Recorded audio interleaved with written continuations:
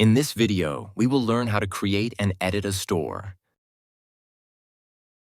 From the left menu, click Add Store to proceed to the next page. First, we'll choose the store's theme color and enter the store name. For example, I'll name my store Rania's Sweets, and then add a store URL ending or slug. Writing the URL in English is very important, and it's best if it resembles the store name. For example, if my store's name is Rania's Sweets, we'll write the URL ending as Rania Sweets. This way, the store's URL will look more professional. Next, we'll add a tagline or a short description.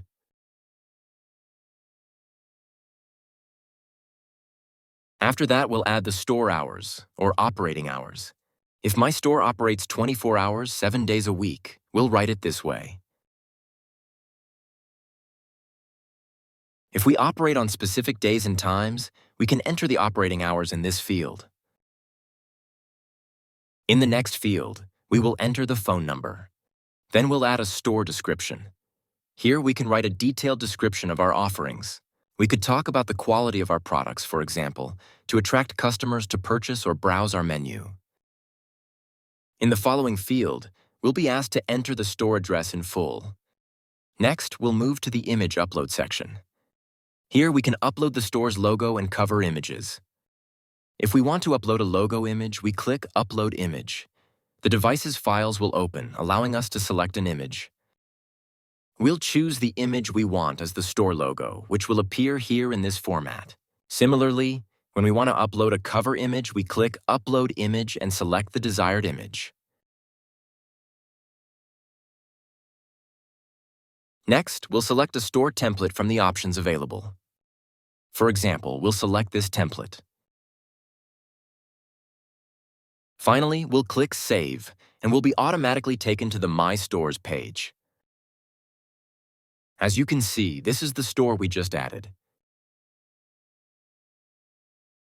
There are still a number of necessary settings that will only appear after adding a store. When editing the store, we'll find a set of buttons for each store.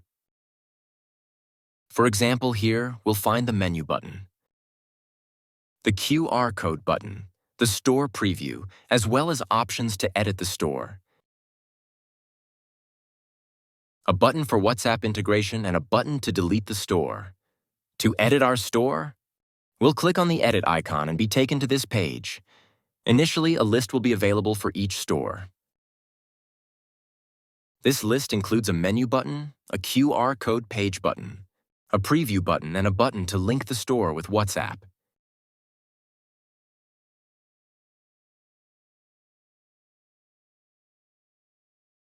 If we want to switch to any of these pages, we can easily do so. Now let's click on the preview icon. As we can see, the store page has opened in a new window.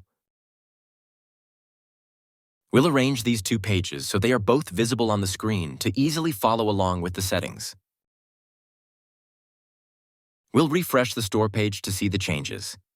When we scroll down on the store edit page, we'll find a set of settings, starting with store or restaurant settings. Here, we can select the store languages and set the default language for the store, but I'd like to clarify an important point. I'd like to discuss store languages. It is essential that when setting up our store, we initially chose only one language and began adding products, categories, sections, and images in that language. Then, we can go to the Store Languages section and select the languages into which we want to translate the store. This is the correct way to add the translations. I won't go into detail about translation now, as we have a video specifically covering how to translate menus, categories, and products. You'll find the video link in the description.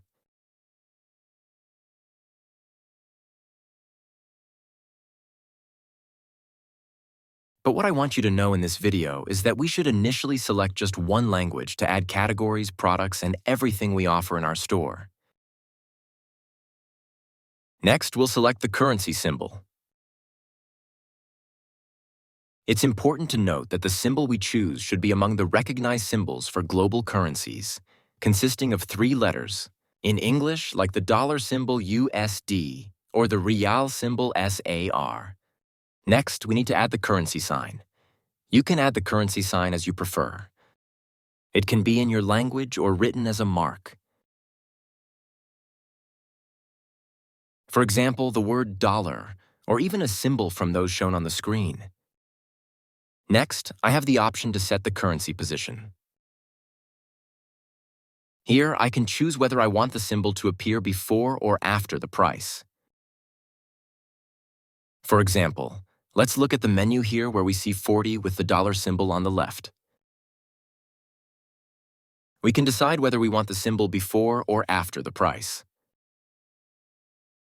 Next, I have some optional choices that are often answered with yes or no, such as, do we allow switching between branches? If we've added more than one branch, do we allow customers to switch between branches when they access the store? The customer can choose the branch they wish to order from, or if we prefer, they can view products from only one branch. Of course, you make this choice. Next, we'll select the store's status, whether it is open or closed. Additionally, if we want to prevent orders when the store is closed, if my store accepts orders, whether open or closed, we'll leave this option as no. However, if the store is closed and we don't want to receive orders during that time, we'll set this option to yes. Next, we'll choose whether to display a label showing the store's status, whether it's open or closed. The label is a symbol or abbreviation indicating the store's status. Do we allow displaying the store status on the menu page, whether it's open or closed? After that, we'll decide whether to allow contacting the waiter, table orders, and pickup orders. Also, we will have the option to allow delivery orders. This means whether delivery services are available at my store, and the customer can place an order to be delivered to their home or workplace. With this option, if we select yes, a new option will appear for delivery fees. Here we can set the delivery fees for orders. There is also a tax option where we can enter any applicable tax fees for orders in the designated field.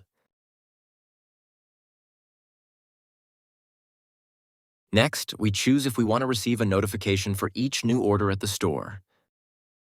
We can also enable automatic filling of customer information.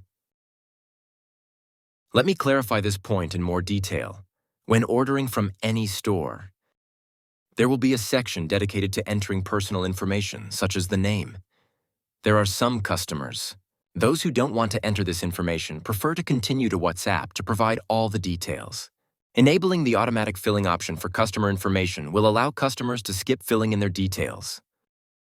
They will proceed to the payment process, where information such as the name will be automatically filled with random names. As I mentioned, not everyone has the patience to fill out their information. Ultimately, it's up to you whether you want to enable this option in your store.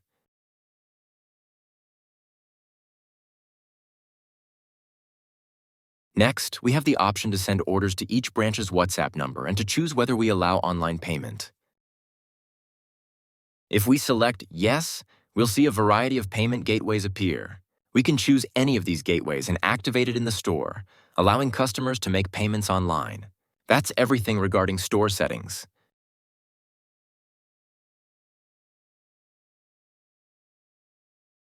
Now let's move on to learn about the welcome page settings.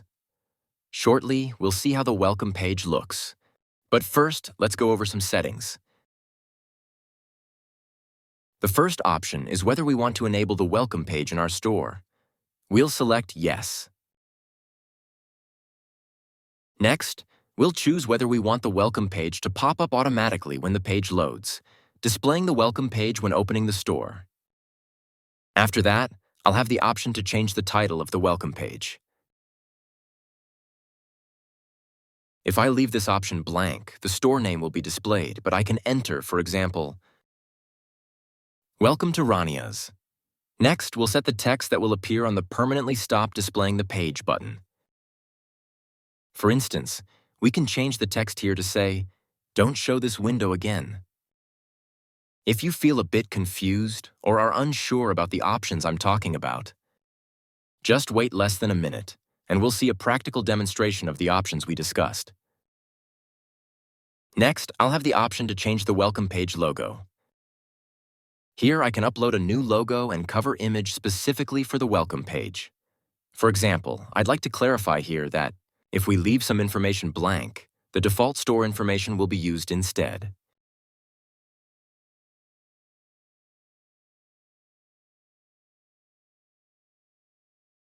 For instance, the welcome page logo or cover image, if we don't upload images for these settings, the store's primary logo and cover image will be used. This also applies to the page title and description currently displayed on the screen. We'll scroll to the bottom of this page and click Save, then go to the store page and refresh it. As we can see, the welcome page appears this way. We notice the background of the box. Here, it is black, so we'll go to the color settings. As we can see here, we can adjust the colors of everything. We'll change the black color to a lighter shade. To make the text more straightforward, we'll adjust it like this. Similarly, we'll click Save and go back to the store page. Here, we'll find the welcome page title we wrote earlier, which is Welcome to Rania's Store. Along with the text, we changed it to Don't Show This Window Again. As I mentioned, there will be color options as we scroll down, allowing us to control the colors of the welcome page and customize our own style. After the color options, there will be some yes or no choices, such as allowing language switching on the welcome page. As you can see, the language switch icon is here. We can decide whether we want this icon to be displayed. The language switch icon is here, and we can choose whether we want this icon to appear. Next, we'll choose if we want to display a background image on the welcome page, along with the logo image. For example, if you prefer, the welcome page can be displayed without a logo, cover image, or something similar. From here, we can also choose to display the title, description, and store hours on the welcome page. We can control whether to show or hide this information and choose whether to display social media buttons on the welcome page. Soon, we'll cover how to add the store's social media accounts. But the critical option here is whether we want these buttons to appear on the welcome page, as well as the option to enable branch switching on the welcome page.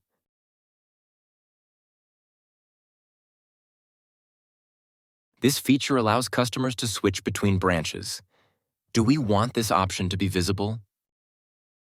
We will also go over adding branches later, but generally, when we add branches, there will be an option that allows the customer to switch between branches. Do we want this option to appear? Additionally, there are options for displaying links on the welcome page and showing the Continue to Menu button. As you can see, it currently appears in pink. With these settings, we can choose to show or hide this button on the welcome page.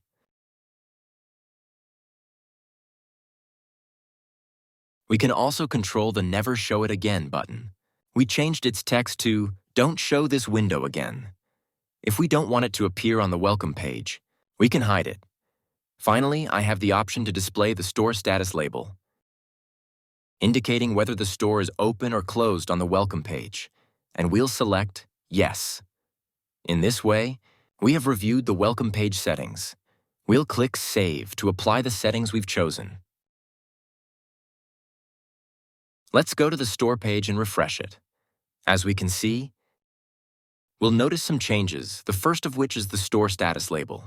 As you can see, it appears as Open, and if I had set the store status to Closed, it would display as Closed here.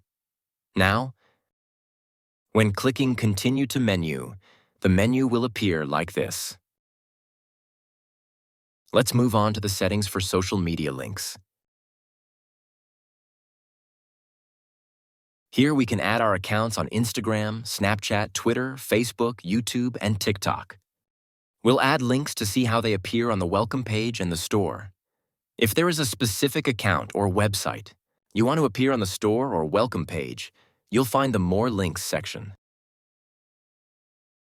The great thing about this section is that it allows us to add various links. For example, If we want to add a link to the store's website, we'll first enter the link name, which can be called website. Then, we'll add our link.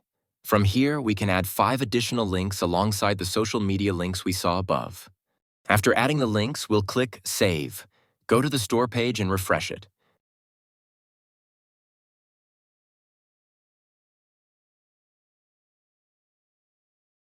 As we can see, the social media accounts we added now appear on the welcome page and the website link we added. We have a button that appears like this. If I want to change the background color of this button, we can quickly adjust the colors for the buttons and other elements through the options available on the welcome page. After completing the adjustments, we'll click Save and refresh the page. As you can see, the button color has been changed, and it now appears like this. Now, I'll make a few quick changes to demonstrate the settings. From the welcome page, we'll click Go to Menu, and here we can see that the social media links have been added in this way, and they will appear based on the template we choose. Let's move on to the last section, the branch link settings. The purpose of these links is that they will appear as an option for switching between branches, and we'll see how they appear shortly. I'd like to clarify that we can add information for up to 10 branches. All we need to do is enter the branch name. For example, we'll add the Toronto branch and enter the branch address. The address refers to the address here, which should not be text but a link. We can add a link to the branch website or the location of this branch on the map. It's important to ensure the branch address is a link, not plain text. For example, we'll add the store's link on Google Maps. Click Save, then refresh the store page. We'll see that a new section has appeared called Branches, and through this option, customers can switch between the branches. If we have added more than one branch, when they click on the arrow here, a drop-down menu will appear containing all the branches we've added. Similarly, when clicking Continue to Menu, the Branches section will appear this way. Follow the video to the end. We'll show you a restaurant menu that includes multiple branches, and we'll see the details as well. Now let's move on to the final section of the settings, which is adding custom codes. Here we can add custom codes related to Google Analytics, Facebook Pixel, or even if we want to add animations to the store or specific features. We can add code snippets like CSS and JavaScript and custom code to the header, footer, and so on. This section is intended for those with coding experience. In this way, we've covered adding and editing a store. At the end of this video, I'd like to take you on a quick tour of a store we previously set up, organized with all the details, to show you the features our system can offer your store. By clicking on Preview, we'll first see the Welcome page, where the social media accounts are displayed in this format. Scrolling down a bit, we'll find the Branches section, where customers can select the branch. We added a set of buttons, such as the Location button. By clicking on Continue to Menu, the menu will appear in this format. That's everything for this video. If you have any questions or inquiries, or if something is unclear, you can certainly reach out to the platform's technical support, or post your questions in the comments section below this video, and we'll be delighted to respond.